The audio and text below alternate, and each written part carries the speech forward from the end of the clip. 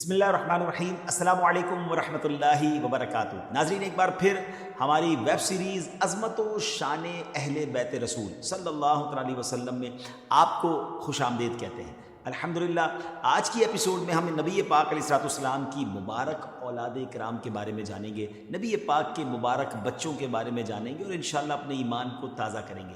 مگر الحمدللہ ہمارا انداز یہی ہوتا ہے کہ اپنے ایپیسوڈ میں اہل بیت اطہار کی کسی عظیم ہستی کا کوئی شاندار واقعہ سنتے ہیں۔ آج نبی پاک علیہ السلام کی اولاد کرام میں سے امام زین العابدین کے صاحبزادے حضرت امام محمد باقر رضی اللہ عنہ کی کرامت سے آغاز کرتے ہیں۔ ایک روز کسی نابینا شخص نے حضرت باقر رضی اللہ عنہ سے عرض کی کہ کیا آپ رسول اللہ صلی اللہ تعالیٰ علیہ وسلم کے وارث ہیں؟ آپ نے فرمایا ہاں۔ اس نابینا نے عرض کیا کہ جناب رسول اللہ صلی اللہ تعالیٰ علیہ وسلم تو سارے نبیوں کے وارث تھے۔ آپ نے فرمایا میں ان کے سارے علوم کا وارث ہوں۔ پھر اس نابینا نے عرض کیا کہ کیا آپ مردوں کو زندہ کرنے، بہروں کو اور کوڑ کے مریضوں کو بھی شفا دینے اور لوگوں کو اپنے گھروں میں ذخیرہ کرنے اور ان کے کھانے پینے کی خبر دینے پر بھی قادر ہیں؟ فرمایا ہاں، ہم اللہ تعالیٰ کے حکم سے یہ سب کر سکتے ہیں۔ پھر آپ نے اس نابینا سے فرمایا ذرا میرے قریب آؤ۔ یہ فرمان سنتے ہی وہ نابینا شخص آپ رحمۃ اللہ تعالیٰ کے قریب ہو گیا۔ پھر آپ نے اس کے چہرے پر اپنا ہاتھ پھیرا۔ ناظرین سبحان اللہ، اللہ والوں کی کیا بات ہے، آپ کے ہاتھ پھیرتی اس نابینا شخص کی آنکھیں روشن ہو گئی۔ وہ کہتا ہے کہ میں تو آسمان، پہاڑ، زمین سب دیکھ رہا ہوں، مجھے سب کچھ نظر آنے لگا۔ اس کی آنکھیں روشن کرنے کے بعد امام باقر نے اس سے فرمایا کہ کیا تم چاہتے ہو کہ تم ایسے ہی دیکھتے رہو اور تمہارا حساب کتاب اللہ تعالیٰ کے حوالے ہو، یا جیسے پہلے تھے ویسے ہی رہنا چاہتے ہو اور تجھے اللہ تعالیٰ جنت دے دے؟ وہ شخص کہتا ہے کہ میں تو جنت چاہتا ہوں۔ یہ سنتے ہی آپ نے پھر اس کے چہرے پر ہاتھ پھیرا اور اس کے جو پہلے کی طرح وہ دوبارہ سے ہو گیا۔ ناظرین، یہ شان ہے نبی پاک علیہ السلام کے مبارک اولاد کی، شہزادوں کی۔ یہاں کسی کو کنفیوژن ہو سکتی ہے کہ جناب کوئی آنکھ کیسے دے سکتا ہے، کوئی شفا کیسے دے سکتا ہے۔ کرامت کا باب بڑا وسیع ہے۔ قرآن مجید فرقان حمید کو اگر اچھے طریقے سے پڑھیں تو جہاں انبیاء کرام کے معجزات اس میں موجود ہیں، حضرت عیسیٰ علیہ السلام بھی خود فرماتے ہیں کہ میں مردوں کو زندہ کرتا ہوں، جو کوڑی ہوتے ہیں ان کو شفا دیتا ہوں، مگر اللہ کی عطا سے باذن اللہ تعالی۔ اور اگر اولیاء کرام کی بات کریں تو قرآن مجید میں حضرت مریم کی کرامت موجود ہے، حضرت سلیمان علیہ السلام کی امتی کا واقعہ موجود ہے۔ تفصیل انشاءاللہ آپ اگر پڑھیں گے تفسیر میں تو آپ کو سمجھ آ جائے گی۔ تو کرامت حق ہے، اور آج ہم اللہ کے پیارے نبی صلی اللہ علیہ وسلم کے اولاد کی ہم نے یہ عظیم کرامت سنی۔ اب آتے ہیں آج ہمارا اپنے ٹاپک کی طرف، ہمارے پیارے آقا علیہ السلام کی مبارک اولاد کرام کے بارے میں سنیں۔ ناظرین، اس بات پر اکثر تاریخ لکھنے والوں کا اتفاق ہے کہ پیارے آقا علیہ السلام کی اولاد کرام کی تعداد 6 ہے۔ 2 صاحبزادے حضرت قاسم و حضرت ابراہیم، اور 4 صاحبزادیاں حضرت زینب، حضرت رقیہ، حضرت ام کلثوم اور حضرت فاطمہ رضی اللہ تعالیٰ عنہ۔ لیکن بعض مورخین نے یہ بیان فرمایا ہے کہ آپ کے ایک صاحبزادے حضرت عبداللہ بھی ہیں، اور طیب، مطیب، طاہر اور مطہر، یعنی یہ 4 القاب جو ہیں یہ حضرت عبداللہ کے القاب تھے، اور یہ سب کوئی علیحدہ بیٹے نہیں تھے۔ تو اس قول کی بنا پر آپ کی مقدس اولاد کی تعداد 7 ہے، یعنی 3 صاحبزادے اور 4 صاحبزادی۔ پیارے آقا علیہ السلام کی ساری اولادیں ام المومنین حضرت سیدہ خدیجہ بنت خویلد رضی اللہ تعالی عنہا کے بطن سے پیدا ہوئی، سبحان اللہ، سوائے حضرت ابراہیم رضی اللہ تعالیٰ عنہ کے۔ اسی لیے حضرت خدیجہ کو سیدوں کی نانی جان بھی کہا جاتا ہے۔ آپ رضی اللہ تعالیٰ عنہ یعنی حضرت ابراہیم رضی اللہ تعالیٰ عنہ ام المومنین سیدہ ماریہ قبطیہ رضی اللہ تعالیٰ عنہ کے بطن سے پیدا ہوئی۔ آپ کے گھر میں جو سب سے پہلی اولاد ہوئی وہ آپ کے صاحبزادے حضرت قاسم رضی اللہ تعالیٰ عنہ۔ آپ حضرت بی بی خدیجہ رضی اللہ تعالیٰ عنہ کی آغوش مبارک میں اعلان نبوت سے قبل پیدا ہوئے۔ جمہور علماء کا یہی قول ہے کہ یہ پاؤں پر چلنا سیکھ گئے تھے کہ ان کی وفات ہو گئی۔ کچھ کے نزدیک 7 ماہ اور کچھ کے نزدیک 17 ماہ اور کچھ کے نزدیک 2 سال کی عمر میں آپ رضی اللہ تعالیٰ عنہ کا انتقال ہوا۔ آپ ہی کی طرف نسبت کر کے نبی پاک علیہ السلام کو ابو القاسم کہا جاتا ہے۔ آپ کے دوسرے صاحبزادے حضرت عبداللہ رضی اللہ تعالیٰ عنہ ہیں۔ آپ مکہ مکرمہ میں اظہار نبوت کے بعد پیدا ہوئے، 2 سال سے کم عمر میں آپ کا بھی انتقال ہو گیا۔ آپ کو طیب و طاہر کے القابات سے بھی یاد کیا جاتا ہے۔ جب آپ رضی اللہ عنہ کا وصال ہوا تو کفار نے پیارے آقا علیہ السلام کو ابتر یعنی معاذ اللہ نسل ختم ہونے والا کہا، اور یہ کہا کہ اب ان کی نسل نہیں رہی، سو ان کے بعد اب ان کا ذکر بھی نہ رہے گا اور ان سب کا چرچا ختم ہو جائے گا۔ اس پر سورہ کوثر نازل ہوئی اور اللہ پاک نے ان کفار کا رد کرتے ہوئے فرمایا انا شانئک ھو الابتر، اے حبیب علیہ السلام بے شک تمہارا دشمن ہی ہر بھلائی سے محروم ہے، نہ کہ آپ۔ کیونکہ آپ کا سلسلہ قیامت تک جاری رہے گا، آپ کی اولاد میں بھی کثرت ہوگی اور آپ کی پیروی کرنے والوں سے دنیا بھر جائے گی۔ اور جس کی یہ شان ہے تو وہ اب تک کہاں ہوا، بے نام و نشان اور ہر بھلائی سے محروم تو آپ کے دشمن ہیں۔ تیسرے صاحبزادے ہیں حضرت ابراہیم رضی اللہ عنہ۔ آپ پیارے آقا علیہ الصلوۃ والسلام کی اولاد مبارک میں سب سے آخری صاحبزادے ہیں۔ آپ رضی اللہ تعالیٰ عنہ ذوالحجہ 8 ہجری میں مدینہ منورہ کے قریب عالیہ کے مقام پر حضرت ماریہ قبطیہ رضی اللہ تعالیٰ عنہ کے بطن سے پیدا ہوئے، اس لیے مقام عالیہ کا دوسرا نام مشربہ ابراہیم بھی ہے۔ آپ کی ولادت پر پیارے آقا علیہ الصلوۃ والسلام اور صحابہ کرام بہت خوش ہوئے تھے۔ آپ کی ولادت کی خبر نبی کریم علیہ الصلوۃ والسلام کے آزاد کردہ غلام حضرت ابو رافع رضی اللہ تعالیٰ عنہ نے مقام عالیہ سے مدینے آ کر بارگاہ رسالت میں سنائی تھی۔ یہ خوشخبری سن کر نبی پاک نے انعام کے طور پر حضرت ابو رافع کو ایک غلام عطا فرمایا۔ اس کے بعد فوراً ہی حضرت جبریل علیہ السلام نازل ہوئے اور آپ کو یا ابا ابراہیم یعنی اے ابراہیم کے والد کہہ کر پکارا، یعنی گویا نام بھی اللہ کی طرف سے عطا ہوا۔ اس پر آپ علیہ الصلوۃ والسلام بے حد خوش ہوئے اور آپ کے عقیقے میں 2 مینڈھے آپ علیہ الصلوۃ والسلام نے ذبح فرمائے۔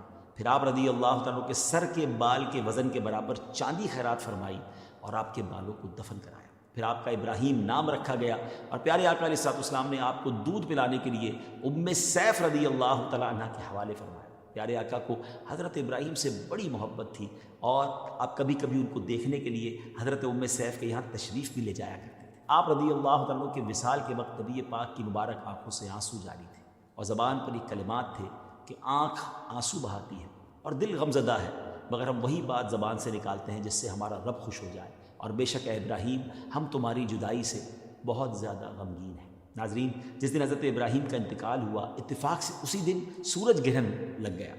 عربوں کے دلوں میں زمانہ جاہلیت کا یہ عقیدہ جمع ہوا تھا کہ کسی بڑے آدمی کی موت سے چاند اور سورج میں گرہن لگتا ہے۔ تو اس بار جب سورج کو گرہن لگا تو انہوں نے یہ خیال کیا کہ غالباً یہ سورج گرہن حضرت ابراہیم رضی اللہ تعالیٰ کی وفات کی وجہ سے ہوا ہے۔ اللہ اکبر۔ نبی پاک نے حالانکہ غم کا موقع تھا مگر اس موقع پر بھی کیسی اصلاح فرمائی کہ ایک خطبہ دیا جس میں جاہلیت کے عقیدے کا رد فرماتے ہوئے ارشاد فرمایا، یقیناً چاند اور سورج اللہ تعالیٰ کی نشانیوں میں سے 2 نشانیاں ہیں، کسی کے مرنے یا جینے سے ان دونوں میں گرہن نہیں لگتا۔ جب تم لوگ گرہن دیکھو تو دعائیں مانگو اور نماز کسوف ادا کرو یہاں تک کہ گرہن ختم ہو جائے۔ آپ نے یہ بھی فرمایا کہ میرے فرزند ابراہیم نے دودھ پینے کی مدت پوری نہیں کی اور دنیا سے چلا گیا، اس لیے اللہ تعالیٰ نے اس کے لیے جنت میں ایک دودھ پلانے والی کو مقرر فرما دیا ہے جو دودھ پلانے کی مدت تک اس کو دودھ پلاتی رہے گی۔ ناظرین، یہ تھے نبی پاک علیہ الصلوۃ والسلام کے 3 صاحبزادے جن کے بارے میں ہم نے سنا۔ اب ذرا غور کیجئے ناظرین، اللہ کے حبیب علیہ الصلوۃ والسلام ہیں مگر تینوں صاحبزادے بچپن ہی میں دنیا سے چلے گئے۔ یہ بھی کتنا بڑا درس ہے کہ اس قدر عظیم ہستی ہوتے ہوئے بھی ایسی آزمائش آئی اور آپ کے گھر والوں نے کیسے شاندار صبر کا مظاہرہ کیا۔ ہمارے یہاں بھی بعض اوقات کسی کی اولاد بچپن میں دنیا سے چلی جاتی ہے، بڑا واویلا مچایا جاتا ہے، بڑا شور مچایا جاتا ہے، صبر نہیں کیا جاتا۔ حالانکہ اگر یہ ذہن بن جائے کہ اللہ ہی کا مال تھا، اللہ نے لے لیا، اور یاد رکھیے جن کے نابالغ بچے دنیا سے چلے جائیں اور وہ اس پر صبر کریں تو سبحان اللہ حدیثوں میں یہ مضمون ملتا ہے کہ وہ بچے قیامت کے دن ان کی شفاعت کریں گے، ماں باپ کی مغفرت کا ذریعہ بنیں گے۔ اللہ کرے ہم ان باتوں سے درس حاصل کریں کہ ہم تو پیارے آقا علیہ الصلوۃ والسلام کے قدموں کی خاک کے برابر بھی نہیں، مگر ان عظیم ہستیوں پر بھی آزمائشیں آئیں، مگر یہ ہم سب کی تربیت ہے کہ صبر کیسے کرنا ہے۔ آئیے نبی پاک علیہ الصلوۃ والسلام کی صاحبزادیوں کے فضائل سنتے ہیں۔ پیارے آقا کی سب سے بڑی بیٹی ہیں حضرت زینب رضی اللہ تعالیٰ عنہ۔ آپ بعثت نبوی سے 10 سال پہلے مکہ مکرمہ میں پیدا ہوئی۔ آپ کی ولادت کے وقت نبی پاک علیہ الصلوۃ والسلام کی عمر مبارک 30 سال تھی۔ جب پیارے آقا علیہ الصلوۃ والسلام نے اعلان نبوت فرمایا تو جس طرح سیدہ خدیجہ رضی اللہ تعالیٰ عنہ نے پہلے ہی اعلان پر اسلام قبول فرمایا، اسی طرح آپ کی اولاد بھی دامن اسلام سے وابستہ ہوگی۔ اس وقت حضرت سیدہ زینب کی عمر 10 سال تھی۔ آپ رضی اللہ تعالیٰ عنہ کا نکاح حضرت ابو العاص بن ربیع سے ہوا۔ حضرت ابو العاص کا نسب 4تھی پشت میں نبی پاک علیہ الصلوۃ والسلام سے مل جاتا ہے، یعنی پیارے آقا کے خاندان ہی سے ان کا تعلق تھا۔ آپ کا شمار مکے کے شریف اور امانت دار لوگوں میں ہوتا تھا۔ اعلان نبوت کے بعد مشرکین مکہ نے ہر طرح کی کوشش کی کسی طرح آپ علیہ الصلوۃ والسلام اپنے مشن کو چھوڑ دیں، مگر سبحان اللہ نبی پاک علیہ الصلوۃ والسلام استقامت کا پہاڑ بن کر ڈٹے رہے۔ ایک موقع پر کفار مکہ نے ایک عجب چال چلی کہ حضرت ابو العاص کو اس بات پر اکسایا کہ وہ آپ صلی اللہ علیہ وسلم کی لخت جگر حضرت زینب کو طلاق دے دیں اور بدلے میں قبیلہ قریش میں سے جس عورت سے وہ نکاح کرنا چاہیں وہ کر لیں۔ اللہ اکبر۔ یہ ان کا پلان یہ تھا کہ نبی پاک کو دکھ پہنچایا جائے، ذہنی طور پر آپ کو معاذ اللہ ٹارچر کیا جائے، لیکن وہ اپنے مقصد میں کامیاب نہ ہو سکے۔ ان کی آفر کے جواب میں حضرت ابو العاص نے فرمایا ہرگز نہیں، اللہ کی قسم میں اپنی بیوی سے ہرگز جدا نہیں ہو سکتا، اور مجھے بالکل پسند نہیں کہ میرے لیے زینب کے علاوہ قریش کی کوئی اور عورت ہو۔ یہی وجہ تھی کہ نبی پاک نے حضرت ابو العاص رضی اللہ عنہ کی تعریف فرماتے ہوئے فرمایا، حالانکہ حضرت ابو العاص ابھی اسلام نہیں لائے تھے، لیکن بعد میں آپ نے اسلام قبول فرمایا، لیکن نبی پاک فرماتے تھے ابو العاص بہترین داماد ہے۔ آپ اسلام آپ نے کیسے قبول کیا، اس کی تفصیل ذرا میں آگے جا کے بیان کرتا ہوں۔ اب نبوت کا 13واں سال ہے جب نبی پاک علیہ الصلوۃ والسلام مکہ پاک سے مدینہ ہجرت فرما چکے ہیں۔ اس وقت حضرت زینب مکے میں اپنے سسرال میں تھی۔ سن 2 ہجری میں غزوہ بدر کا واقعہ ہوا، جس میں حضرت ابو العاص کفار مکہ کی طرف سے جنگ میں شریک ہوئے تھے۔ فتح کے بعد بچے ہوئے کافروں کو صحابہ نے قید کر لیا۔ قیدیوں میں حضرت ابو العاص بھی تھے۔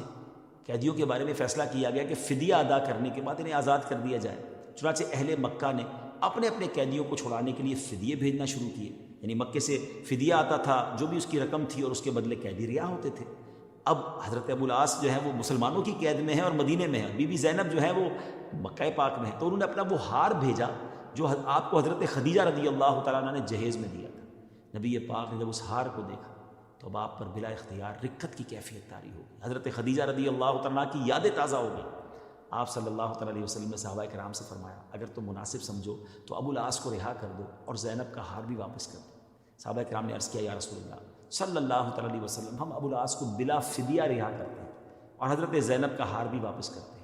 اس موقع پر نبی پاک علیہ الصلوۃ والسلام نے حضرت ابو العاص سے وعدہ لیا کہ وہ مکے پہنچ کر حضرت زینب کو مدینہ منورہ بھیج دیں۔ چنانچہ حضرت ابو العاص جب مکے پہنچے تو اپنے وعدے کے مطابق حضرت زینب کو ساری باتیں بتائیں، پھر آپ کو اپنے بھائی کنانہ کی حفاظت میں بطن یاجاجہ تک بھیج دیا۔ ادھر آپ صلی اللہ تعالیٰ علیہ وسلم نے حضرت زید بن حارثہ کو ایک انصاری کے ساتھ پہلے ہی مقام میں بطن یاجاجہ بھیج دیا تھا۔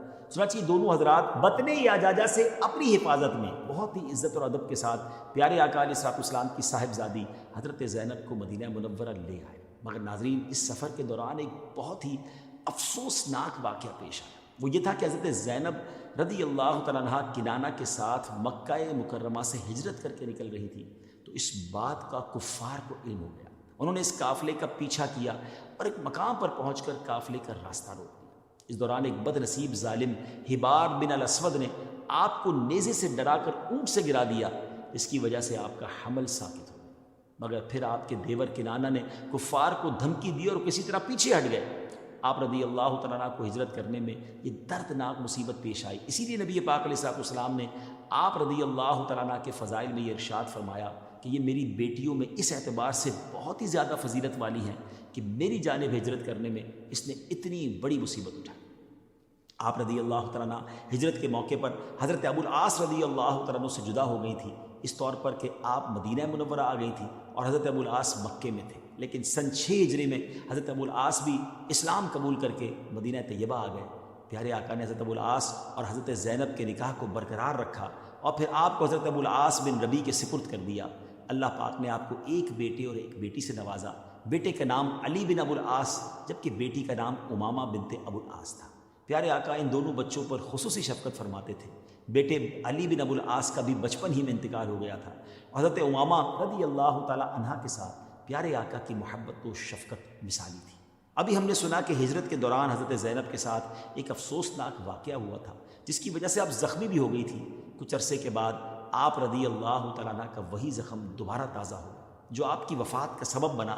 اسی وجہ سے بہت سے علماء کرام کی رائے یہ ہے کہ آپ کو شہیدہ کے نام سے تعبیر کیا جانا چاہیے۔ آپ 8ویں ہجری کے سٹارٹ میں اس دنیا سے رخصت ہوئی۔ حضرت انس فرماتے ہیں کہ جب حضرت زینب کی قبر تیار ہو گئی تو نبی پاک علیہ الصلوۃ والسلام خود اس قبر میں اترے۔ تھوڑی دیر کے بعد آپ باہر تشریف لائے تو آپ کا چہرہ انور کھلا ہوا تھا، غم کے آثار کچھ کم تھے۔ صحابہ کرام نے عرض کی یا رسول اللہ صلی اللہ تعالیٰ علیہ وسلم، اس سے پہلے آپ کی طبیعت بہت غم زدہ نظر آ رہی تھی، اب آپ کی طبیعت میں کچھ خوشی کے اثرات نظر آ رہے ہیں، اس کی کیا وجہ ہے؟ آپ صلی اللہ تعالیٰ علیہ وسلم نے فرمایا مجھے زینب کی کمزوری یاد آ گئی، تو میں نے اللہ رب العزت کی بارگاہ میں اس کی قبر کی تنگی اور غم میں تخفیف کا سوال کیا، تو اللہ پاک نے ایسا ہی کیا اور اسے اس پر آسان فرما دیا۔ یہ تھی ہمارے پیارے آقا علیہ الصلوۃ والسلام کی سب سے بڑی صاحبزادی حضرت زینب رضی اللہ تعالیٰ عنہ۔ اللہ کریم ان کے صدقے ہماری قبروں کو روشن فرمائے۔ اب نبی پاک علیہ السلام کی دوسری صاحبزادی حضرت سیدہ رقیہ رضی اللہ تعالیٰ عنہ، آپ حضرت زینب کے 3 سال بعد پیدا ہوئی۔ آپ کی ولادت کے وقت نبی پاک علیہ السلام کی عمر مبارک 33 سال تھی۔ آپ نے نبی پاک علیہ السلام کی آغوش میں پرورش پائی۔ جب نبی پاک علیہ السلام نے اعلان نبوت فرمایا، اس وقت حضرت رقیہ کی عمر 7 سال تھی۔ نبی پاک نے ان کا نکاح اپنے چچا ابو لہب کے بیٹے عتبہ سے کیا تھا، لیکن ابھی رخصتی ہونا باقی تھی کہ نزول وحی کا آغاز ہوا، اور جب ابو لہب کی گستاخیوں اور دین میں رکاوٹیں ڈالنے کی وجہ سے اس کی مذمت میں قرآن پاک کی ایک پوری سورت سورہ لہب نازل ہوئی، تو یہ ابو لہب سے برداشت نہ ہوا۔ اس نے اپنے بیٹوں کو بلا کر کہا، اگر تم نے محمد صلی اللہ علیہ وسلم کی بیٹیوں کو طلاق دے کر ان سے علیحدگی اختیار نہیں کی تو تمہارا میرے ساتھ اٹھنا بیٹھنا حرام۔ دونوں بیٹوں نے حکم کی تعمیل کی اور پیارے آقا علیہ السلام کی دونوں صاحبزادیوں سیدہ رقیہ اور سیدہ ام کلثوم رضی اللہ تعالیٰ عنہ کو طلاق دی۔ اس طلاق کے بعد نبی پاک علیہ السلام نے اپنی صاحبزادی حضرت رقیہ رضی اللہ تعالیٰ عنہ کا نکاح مکہ مکرمہ میں حضرت عثمان غنی رضی اللہ تعالیٰ عنہ کے ساتھ کر دی اور ساتھ ہی رخصتی بھی فرما دی۔ حضرت عثمان بن عفان رضی اللہ تعالیٰ عنہ انتہائی حسین و جمیل تھے، اور آپ کی زوجہ بنت رسول حضرت رقیہ رضی اللہ تعالیٰ عنہ بھی انتہائی خوش شکل تھی۔ اسی وجہ سے انہیں احسن زوجین یعنی خوبصورت جوڑا بھی کہا جاتا تھا۔ یہ بھی کہا جاتا تھا کہ سب سے خوبصورت جوڑا جو انسانوں نے دیکھا ہے وہ حضرت رقیہ اور ان کے شوہر حضرت عثمان رضی اللہ تعالیٰ عنہما کا ہے۔ آپ رضی اللہ تعالیٰ عنہ نے دین کی خاطر 2 بار ہجرت کی، پہلی بار حبشہ کی طرف، دوسری بار مدینہ منورہ کی طرف۔ قیام حبشہ کے زمانے میں آپ رضی اللہ تعالیٰ عنہ کے ہاں ایک لڑکا پیدا ہوا جس کا نام عبداللہ رکھا گیا۔ حضرت عبداللہ کی عمر ابھی 4 سال ہی تھی کہ مدینہ منورہ میں ایک مرغ نے آپ کی آنکھوں میں چونچ ماری، جس کی وجہ سے اس بچے کا بھی انتقال ہوا۔ سن 2 ہجری میں جب نبی پاک علیہ السلام بدر کی تیاریوں میں مصروف تھے، ان دنوں سیدہ رقیہ رضی اللہ تعالیٰ عنہ ایک بیماری میں مبتلا ہو گئی۔ جب آپ اور صحابہ کرام علیہ رضوان غزوہ بدر میں شرکت کے لیے روانہ ہونے لگے تو حضرت عثمان غنی نے بھی شریک ہونے کے لیے اپنی آمادگی ظاہر کی، تشریف لے آئے، حاضر ہو گئے۔ نبی پاک نے ان کو مخاطب کر کے فرمایا، رقیہ بیمار ہے، آپ ان کی تیمارداری کے لیے مدینے میں ہی ٹھہرے رہیں، بے شک آپ کے لیے بدر میں شرکت کرنے والوں کے برابر اجر ہے اور غنیمتوں میں بھی ان کے برابر حصہ ہے۔ ناظرین، یہ کمال ہے کہ حضرت عثمان غنی غزوہ بدر میں نہیں گئے، مگر آپ بدری صحابہ میں شمار ہوتے ہیں، کیونکہ آپ نبی پاک علیہ السلام کے حکم پر مدینہ منورہ میں ٹھہرے۔ آپ کی زوجہ حضرت رقیہ رضی اللہ تعالیٰ عنہ جو صاحبزادی ہیں نبی پاک علیہ السلام کی، ان کی تیمارداری کرتے رہے اور آپ کو وہ اجر ملا۔ بہرحال نبی پاک وہاں جنگ بدر میں مصروف تھے اور یہاں نبی پاک کی پیاری صاحبزادی سیدہ رقیہ رضی اللہ تعالیٰ عنہ کا انتقال ہو گیا۔ آپ رضی اللہ تعالیٰ عنہ کی تجہیز و تکفین کے تمام معاملات حضرت عثمان غنی رضی اللہ تعالیٰ عنہ نے سر انجام دیے۔ اب تیسری صاحبزادی ہیں حضرت سیدہ ام کلثوم رضی اللہ تعالیٰ عنہ۔ آپ رضی اللہ تعالیٰ عنہ حضرت رقیہ سے چھوٹی ہیں، جبکہ پیارے آقا نے اعلان نبوت فرمایا تو آپ بھی اپنی بہنوں اور والدہ کے ساتھ دین اسلام سے وابستہ ہو گئیں۔ آپ کا نکاح بھی پہلے ابو لہب کے دوسرے بیٹے سے ہوا تھا، مگر رخصتی سے پہلے ہی ابو لہب کے کہنے پر اس نے آپ رضی اللہ تعالیٰ عنہ کو طلاق دے دی، جس کی تفصیل ہم نے پہلے بیان کر دی ہے۔ بہرحال خاندان نبوت کے دیگر افراد کے ساتھ مکہ مکرمہ سے مدینہ منورہ کی جانب انہوں نے ہجرت کی۔ پیارے آقا علیہ السلام کا فرمان ہے، میں اپنی بیٹیوں کو اپنی مرضی سے کسی کے نکاح میں نہیں دیتا، بلکہ اللہ تعالیٰ کی طرف سے ان کے نکاحوں کے فیصلے ہوتے ہیں۔ جب پیارے آقا کی دوسری صاحبزادی حضرت رقیہ کا انتقال ہوا اور حضرت عثمان غنی رضی اللہ تعالیٰ عنہ کو سخت صدمہ پہنچا تھا، وہ ہر وقت آپ کے غم میں ڈوبے رہتے تھے۔ چنانچہ ایک دن نبی پاک نے انہیں غمگین دیکھ کر فرمایا، ما شانک یا عثمان کیا بات ہے؟ آپ رضی اللہ تعالیٰ عنہ عرض کرتے ہیں، یا رسول اللہ، مصیبت کا جو پہاڑ مجھ پر گرا ہے کسی اور پر نہیں گرا۔ اللہ کے رسول صلی اللہ علیہ وسلم کی بیٹی جو میرے نکاح میں تھی وہ انتقال فرما گئی، جس سے میری کمر ٹوٹ گئی اور وہ رشتہ مصاہرت یعنی سسرالی رشتہ بھی ختم ہو گیا جو میرے اور آپ کے درمیان تھا۔ نبی کریم علیہ السلام نے آپ کو تسلی دی اور فرمایا، میرے پاس جبرائیل آئے ہیں اور مجھے خبر دی ہے کہ اللہ تعالیٰ نے مجھے حکم فرمایا ہے کہ میں ام کلثوم کا آپ کے ساتھ نکاح کر دوں، اور جو مہر رقیہ کے لیے مقرر ہوا تھا اس کے برابر ام کلثوم کا مہر ہو رضی اللہ تعالیٰ عنہ۔ چنانچہ اس طرح ام کلثوم رضی اللہ تعالیٰ عنہ کا نکاح حضرت عثمان غنی کے ساتھ ربیع الاول سن 3 ہجری میں ہوا اور جمادی الاخری میں آپ کی رخصتی ہوئی۔ آپ رضی اللہ تعالیٰ عنہ 6 سال تک حضرت عثمان غنی کے نکاح میں رہیں۔ روایت کے مطابق آپ سے حضرت عثمان غنی کی کوئی اولاد نہیں ہوئی اور آپ کا انتقال شعبان 9 ہجری میں ہوا۔ اللہ اکبر۔ ناظرین یہاں حضرت عثمان غنی رضی اللہ عنہ کی شان بھی تو سمجھیے نا کہ پوری دنیا میں، جی ہاں، حضرت آدم علیہ السلام سے لے کر صبح قیامت تک یہ شرف دنیا میں کسی کو حاصل نہیں ہوا سوائے حضرت عثمان غنی کے، کسی ایک نبی کی 2 صاحبزادیاں ان کے نکاح میں آئی ہوں۔ اللہ اکبر۔ حضرت عثمان غنی اسی لیے ذو النورین کہلاتے ہیں، اور اعلیٰ حضرت کا وہ مجھے شعر یاد آ رہا ہے: نور کی سرکار سے پایا دوشالہ نور کا، ہو مبارک تم کو ذو النورین جوڑا نور کا۔ حضرت عثمان غنی پر نبی پاک کا اعتماد دیکھیں کہ ایک بیٹی کے وصال کے بعد دوسری بیٹی ان کے نکاح میں دی، اور کچھ اس طرح فرمایا کہ اگر میری 100 بیٹیاں ہوتی اور ایک کے بعد ایک ان کا انتقال ہوتا تو میں 100 کی 100 عثمان غنی کے نکاح میں دیتا۔ اللہ اکبر۔ اس سے حضرت عثمان غنی کی شان بھی بیان ہوتی ہے۔ اللہ حضرت عثمان غنی کی تربت پر بھی کروڑوں رحمتوں کی بارش نازل فرمائے۔ پیارے آقا علیہ الصلوۃ والسلام کی 3 صاحبزادیوں کا ذکر الحمدللہ ہم نے سن لیا، اور ہم نے اللہ کی رحمت سے 4 صاحبزادوں کا بھی ذکر سنا۔ نبی پاک علیہ الصلوۃ والسلام کی وہ عظیم صاحبزادی جن کو سیدہ کائنات، مخدومہ کائنات بی بی فاطمہ الزہرا رضی اللہ تعالی عنہا کہا جاتا ہے۔ اگلے ایپیسوڈ میں تفصیل سے انشاءاللہ